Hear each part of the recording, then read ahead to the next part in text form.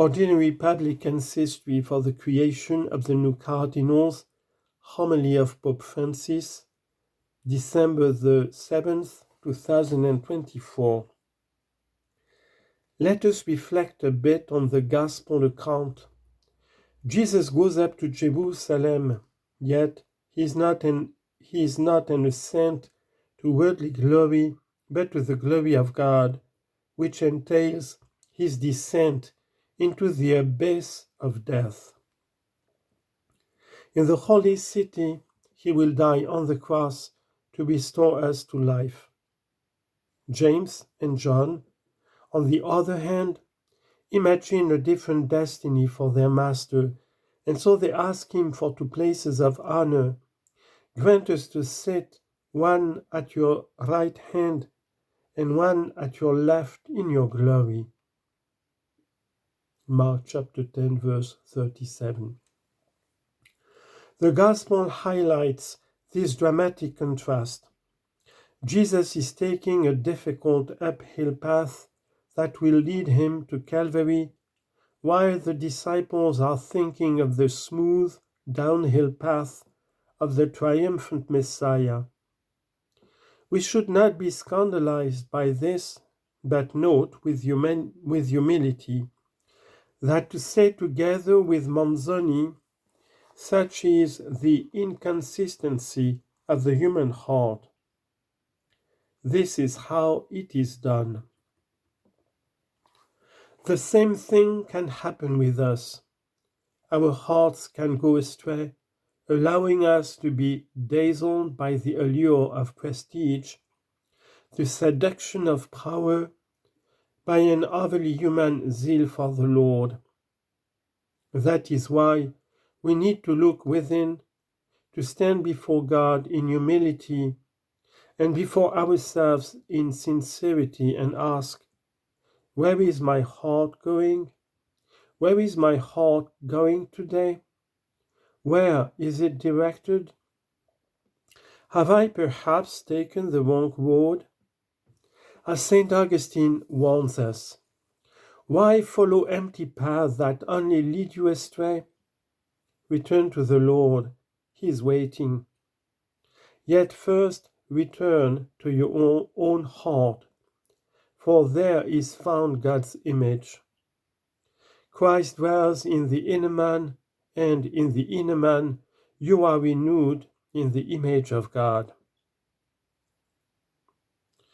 To return to the same path as Jesus, then, we need to return to the heart.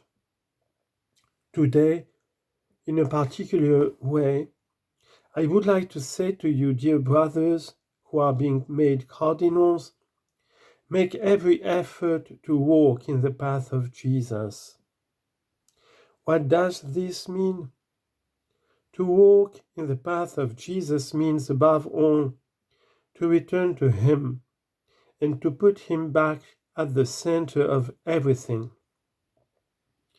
At times in our spiritual lives and our pastoral activity, we risk focusing on what is incidental and forgetting what is essential. Too often, secondary things replace what is necessary. External appearances overshadow what truly counts. We dive into activities that we consider urgent without getting to the heart of the matter. Instead, we should constantly be returning to the center, to what is basic, and divest ourselves of all that is superfluous in order to clothe ourselves in Christ. Romans chapter 13, verse 14. The very word cardinal reminds us of this, as it refers to the hinge inserted in order to secure, support, and reinforce a door. Dear brothers, Jesus is our true support, the center of gravity of our service, the cardinal point, which gives direction to our entire life. To walk in the path of Jesus also means to cultivate a passion for encounter. Jesus never walked alone.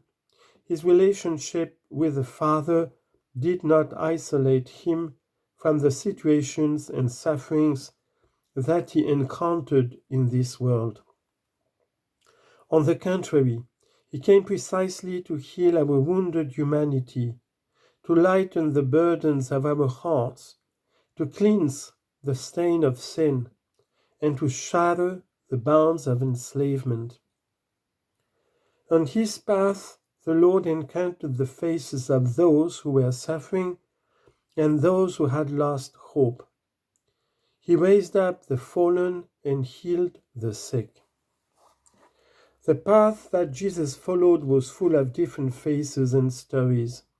As he passed, he dried the tears of those who mourned, healed the broken-hearted, and bound up their wounds. Psalm 147, verse 3. Adventures on the way. The joy of meeting others, care for those most in need. These things should inspire your service as cardinals.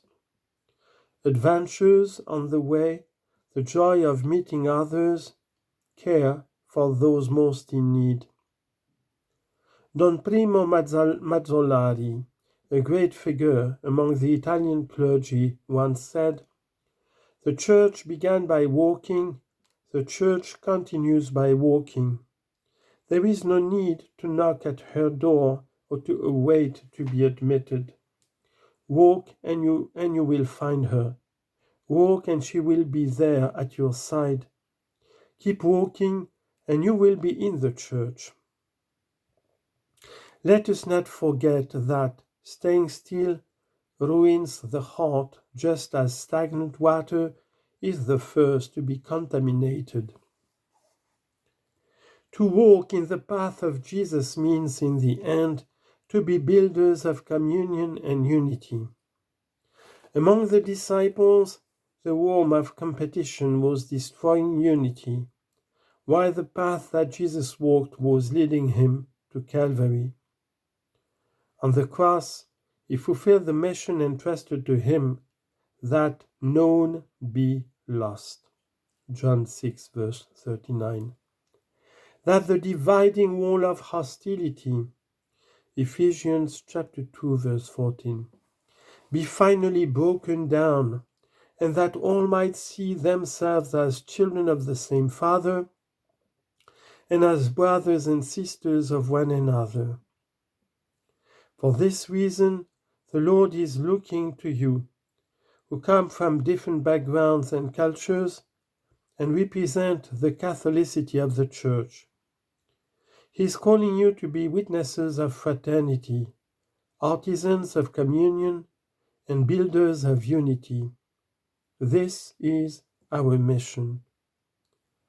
The great Saint Paul VI, addressing a group of new cardinals, noted that, like the disciples, we can sometimes yield to the temptation of creating division, whereas zeal for the pursuit of unity is the mark of Christ's true disciples.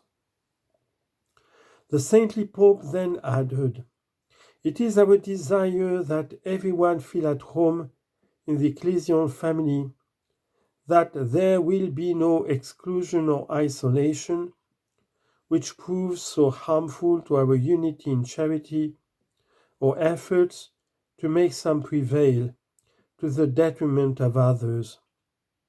We must work, pray, suffer, and struggle to bear witness to the risen Christ." In this same spirit, dear brothers, you will make a difference in accordance with Jesus' warning to the disciples about the corrosive competition of this world. But it must not be so among you. Mark chapter 10, verse 43. It is as if he said, "Come, follow me on my path, and you will be different. Come, follow me, and you will be a radiant sign in the midst of a society obsessed with appearances and power.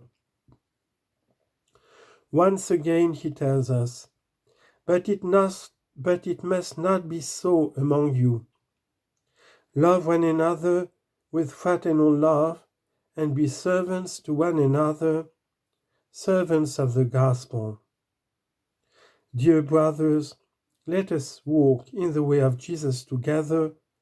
Let us walk with humility. Let us walk with wonder, and let us walk with joy.